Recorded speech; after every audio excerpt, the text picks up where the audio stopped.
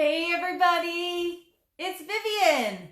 I'm back and I'm showcasing my sugar and spice, sending out hugs and kisses face mask that I made for you. Now, I'm putting the sugar and spice one in the cupcakes because I'm going to be making the dandelion shortbread cookies. As many steps as possible with you here. I probably could have used this mask when we were making the garlic mayo because that stuff went everywhere out of the blender.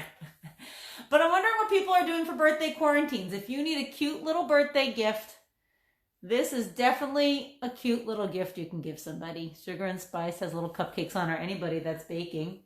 But I don't wear these inside, obviously. I just want to show you that because I'm baking and I'll be using some sugar. No spice in today's recipe, just sugar. Here I am, I can lower that down. So I'm back. I heard that Dandelionessa filled in for me yesterday. How did she do? Was she nice? Was she informative? Did you like what she had to say? I hope so. Do you want to see her again? Today is Vivian, and Vivian's back. So dandelion shortbread cookies. So here is my half cup of loosely packed dandelion. And while we're here together, I'm actually going to rinse that now, but I did want to show you, and I have more. I'm going to just put that right in a little bit of water, and it actually doesn't absorb that much. It's just like floating on top there, but I'm going to make sure I get it in there and rinse it. I don't know about having water in this recipe, but I'll try. So what I've prepped already, and you can kind of see my tablespoon. I did have honey in that tablespoon. And now you're probably wondering, well, why is the honey all out of the spoon? How did she do that? Well, if it's a little trick, you just, I use some spray cooking oil. I have some organic spray coconut oil, and whatever you want, something sticky to release. Hey, Jamie, Nancy, Lori, whenever you want something sticky to release from your measuring spoon, you just oil it and it just comes right out. So now I'm just pushing those little dandelions in the water. There'll be a little bit of water in this recipe, but how dirty can my little dandelions be? Maybe a couple little bugs will come out. A little extra protein, maybe. There'll be some dirt, but again, it's organic from my yard. But let me just do that, and then I'm going to drain them real fast in my sieve. And then they said, I'm here. They said the dandelions are going to get sticky, so we'll see how sticky, but I'm just going to let them drain off there while we prepare the rest of the recipe. Now, I did already prep my organic butter, honey, you can see there, and those are my sugars. I'm using the monk fruit that I spoke about the other day and coconut sugar. So this recipe calls for 2/3 scant sugar. So I just put 1/3 of a cup of each, and I'm just going with it. Now, the difference between shortbread and sugar cookie is egg. Now, Dandelionessa mentioned that Vivian made some keto-friendly peanut butter cookies the other day, and actually I wanted to save them. Here they are. So those are just almond flour, egg, peanut butter, and I actually had really special butter. I have pistachio butter. It added like this awesome, like, what is that extra flavor in there? So just because I have the experience of how these react, I am secure that if I change this recipe that was posted yesterday in one of the comments somebody asked, you can kind of see it kind of crumbles, well, and opens like a shortbread cookie. So, and it does hold together, but I'm thinking if I kind of borrow a couple steps from this recipe and add it to this honey dandelion shortbread cookie recipe, that it would kind of be the same, because I really don't want to use any gluten at all. So I'm going to go for it. And even though my substitution list of flours, you have to be careful how you mix and match your flours. I'm going to use this recipe as the base and then build from there. So because this traditional recipe, which I printed out, it's backwards for you, I know, sorry, it's backwards, calls for 1 1/4 cups all-purpose flour. I'm going to borrow from what I did on this and use 1 cup almond flour and 1/4 cup coconut flour. But when you use coconut flour, you need also additional egg. So the peanut butter cookie recipe called for an egg. So I'm going to put in 2 eggs in this shortbread cookie. Again, and shortbread is really no egg, but I want to make it keto friendly and no gluten at all. Otherwise, I would have probably substituted in some oat flour or some pre-mixed gluten-free like biscuit flour that I happen to have in my fridge, which is a combination of xanthan gum and rice flour and some other flours like that. So I don't have a fancy Nancy here, not the Nancy that's watching. I just have a simple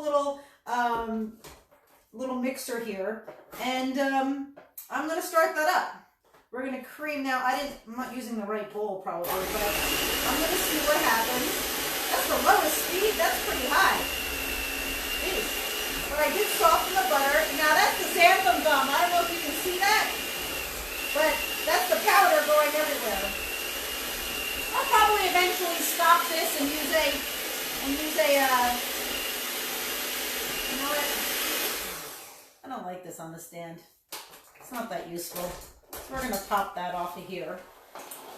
So we have to cream the butter, the sugar, and the honey, right? And then we'll add in also the eggs usually go in at this step also. So I'm gonna add egg, and I told you my peanut butter cookies turned out great. So I'm hoping that this shortbread will stick together because I'm gonna have to put it in the refrigerator for an hour. So once again, we won't be able to finish this together. Is that too loud? I hope it's not too loud. But it will have to sit in the fridge for an hour, and we'll follow that. Unless I see it sticking together well enough. There we go. Put it together, this butter and sugar.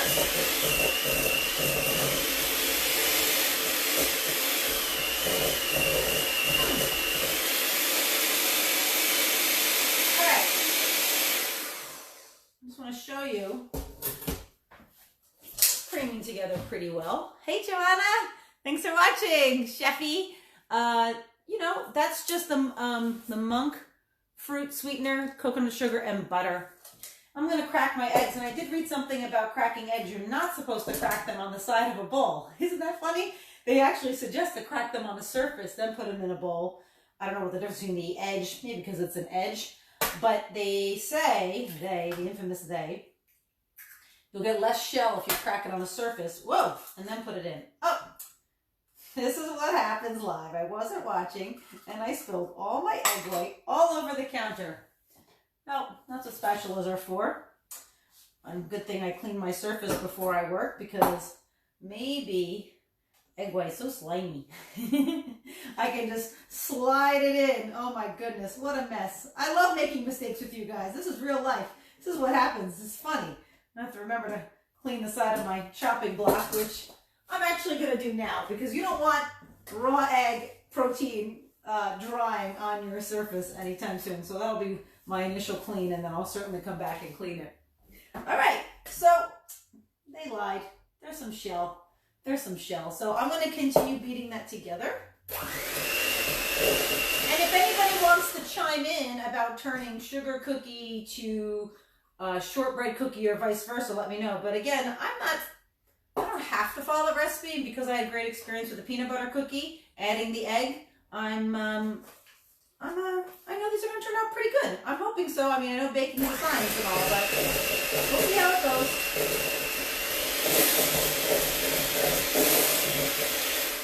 And even if I overbeat the egg, that means the cookie won't leaven, which a shortbread cookie doesn't puff up and make puffy, doesn't get puffy anyway. So I'm not even worried about overbeating the egg. The egg is really going to be, I think, a binder in this application more than anything.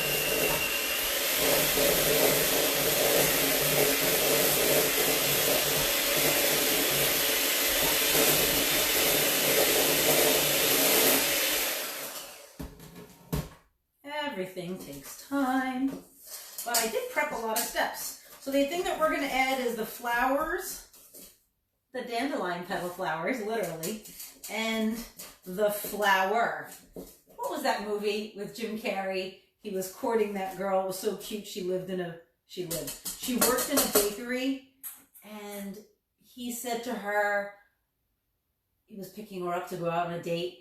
And he goes, well, because you work in a bakery, I bought you a box of flowers. And it was literally like all the little quarter-pound bags of all the different kinds of flowers that she could use to cook. I mean, somebody wrote that. It's very, very sweet, very romantic, right? Bought you a box of flowers. You really thought about what she wanted. I forget what movie that was.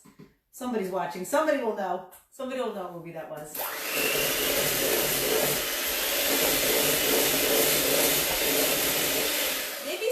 Tell me the difference or the importance of using a paddle attachment versus the beaters. I don't know. Hey Lauren, thanks for watching. I don't know what the difference is between the beaters and a paddle. I guess the paddle makes more of a dough. But I'm kind of like a renegade chef up here. I'm going totally off course and not following the recipe as you know, as I mentioned.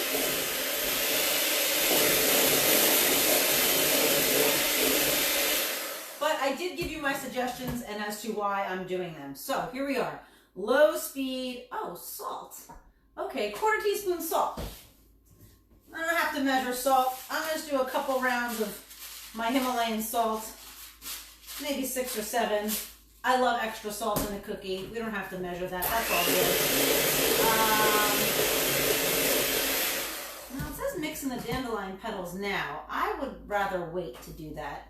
Another little tip is when you add in the vanilla, you kind of always want to add that in last minute because the alcohol does evaporate, and you usually put that in the last step so it really retains. But I'm mixing it in now, so I think the fat and everything else will kind of hold it in anyway.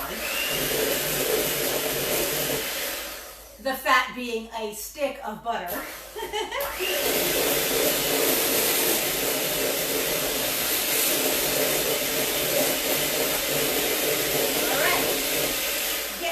In there. So now here it asks to add our dandelion petals. Cream together until fluffy. Yeah, it's fluffy enough, my mixture. Pretty fluffy considering I'm using alternative things. Okay. And add the dandelion. So here it is, rinsed. They didn't get too sticky. They're cute though. All right, add the dandelions. And some of them are in the water there. I don't know about the water in the recipe, like I said. And on low speed, add salt and vanilla, we already did. Incorporate the dough, scrape down the sides of the bowl as needed. Okay.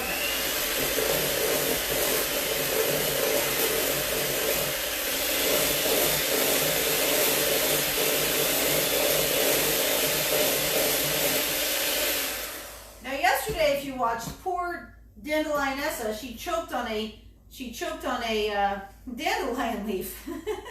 Now I'm looking, and I'm going to show you this up close. I mean, actually, these beaters are really cute, actually. All the little yellow petals are sticking up off of them. You see? They're sticking up off. It's actually cute. I wonder how this will taste in the mouth, and if I'm going to feel it, or if they'll just disintegrate when they cook. Maybe the heat will kind of destroy the makeup of the petal, and maybe it'll just kind of turn to more of a powder in the cookie. I don't know. Who else has made dandelion cookies? I've never made anything with dandelion, so this is the first time. But I'm just cleaning off the beaters. I like to get all the good stuff off the beaters there. Normally I wash my hands in between every step, but I don't want to have to keep jumping off of camera, so I can stay connected with you all. And did I miss mixing in the flour? No, I did not. The flour goes in last. Okay. Flour goes in last. Okay. All right. So I still see a little egg there. I kind of pushed it adding that second egg, but because I'm using the coconut flour, you need to add another egg with the recipe that you're making. So I only use very little coconut flour, but that's it, just a 1/4 cup, and the rest is a cup of almond flour. So we'll see. You can all come over and grab one. I'll put out little shortbread cookie care packages for you. Okay, yep. All right, so I'm just gonna, says turn the dough, scrape down the sides, add the flour I'm doing, just until it's incorporated into the dough. That's a key factor also. You don't want to over mix it in, but I do want to see all that dissolve. Again, this is if you're working with the traditional ingredients of the recipe as it stands. I am not. I am changing it to keto friendly almond and coconut flour, dandelion butter. Oh, you know what? This recipe calls for a heaping tablespoon of honey. I was like, how do you measure a heaping liquid? So I did just pour it in and watched it kind of overflow a little bit. And the monk fruit and the coconut sugar. That's pretty wet and sticky, but that is a good ball. Became a ball pretty quickly. Now it says turn the dough onto a couple large sheets of plastic wrap and roll it into a log that's about 2.5 inches in diameter. Wrap the dough. I don't want to use plastic. I wonder if I have to use plastic. I'd rather use parchment paper. Let me see if I can use parchment paper instead. I do have plastic, but I think I prefer parchment paper. Joanna, are you still watching? Can I use parchment paper? I'm going to go for it. I'm going to use parchment paper because I don't want to use plastic. I don't like using plastic. And the parchment paper is going to maybe do both. Big ball. Ah, can you see it? Boom. Parchment paper will kind of do two things at once. So I can probably roll it in that and wrap it in that too. And hopefully it won't stick to the parchment paper too much. Smells like a sugar cookie. Maybe that's the egg. I mean, there is plenty of sugar in the recipe. But we'll see what happens. I'm going to smush this down first. It's a little wet. Well, I get a 2.5 inch log. Can you see? Can you see? Dandelionessa would be so proud. I'm using at least one good part of the plant. Any tips for rolling? I'm gonna kind of work it into a weird shaped long loggy thing first. See what happens. Without kind of rolling it too much. I think the plastic would react just the same way the parchment paper is. It's not even sticking that much to the parchment paper. So I think it would just be the same, plastic or not.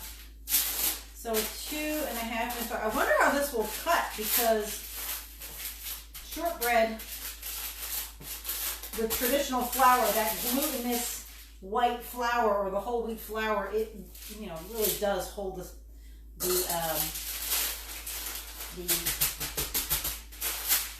what do you call this, dough? It's kind of a dough together. But once I put this in the refrigerator for at least an hour, and you can follow up in the story notes, like I said last time, to see how it cuts. It's really about the butter really getting soft or hard again in the refrigerator. That's going to hold this together, and then I hope it cuts well. All right. What do you think? 2.5 inches? 2.5 inches long? It's pretty good, right? All right, so I think I'm just gonna tap the sides in. Yeah, it looks good. I got a couple little greens in there. I didn't pick out all the greens. Can you see the greens? But that's the dandelion. Yes. Oh, Joanna, you're lucky. You have a little helper in the kitchen. He got your parchment paper for you. All right, so I'm going to leave that. That's good. The parchment paper is just wide enough. Not like this is going to pick up a lot of smells in my refrigerator in an hour. But if I don't get to it today, there it is, all sealed up in the parchment paper. Use one less item. And I'm going to find a little spot for it. Slide it right in to my fridge for an hour. So if you want to know what I did differently, again, I'll let you know. If you did look at the recipe posted yesterday in the comments, Jody had asked for the recipe, which is here, I printed out. What I did different, and if you follow up in the story, once I make these, you'll see how they turned out. So I added 2 eggs to this recipe and completely changed all the gluten flour to 1 cup almond flour and 1/4 cup coconut flour. And the reason why I did that again is because earlier I had made these peanut cookies that are completely keto, and they kind of look and feel like a shortbread cookie, how they kind of break apart. You know, shortbread is kind of very crumbly. So I borrowed some recipe notes from the peanut butter cookies, and I'm hopeful that the dandelion turn out well for the shortbread. But technically it's not a shortbread because it has eggs in it, and that's the difference. But that's a wrap, folks. Like I said, thanks for watching, and I hope you make something. And the lawnmowers did come today, so I'm really glad I picked the dandelions yesterday. I can't wait to try them with you. Have a great night.